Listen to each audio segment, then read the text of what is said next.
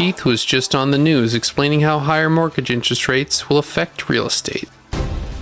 Live from New York City. Of course, rising interest rates and inflation have some serious effects on real estate, but loan seekers don't have to get too discouraged. Anthony Shaw Marshall has more.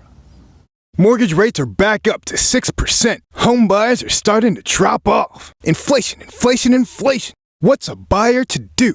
So borrowers should slow down, not get carried away by the fear of missing out. Yatin Karnak, a former Wells Fargo resident mortgage executive, advises buyers to look closely at the details of the mortgage. They should really know before they owe. They should look at the details of the mortgage offer and not only get swayed by the interest rate.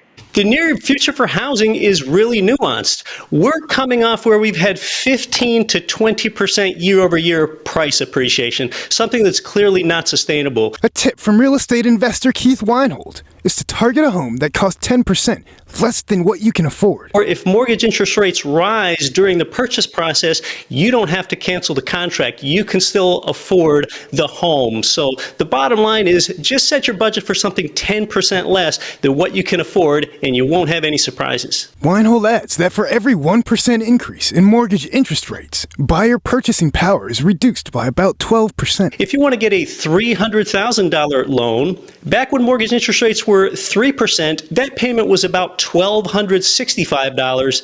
Today, with 5% plus interest rates, it's $1,610 at 5% interest rates. $1,265 at 3% versus $1,610 at 5%. One more positive thing is that fewer homebuyers, because of increased interest rates, can mean fewer bidders to compete with. Sean Marshall, NTD News.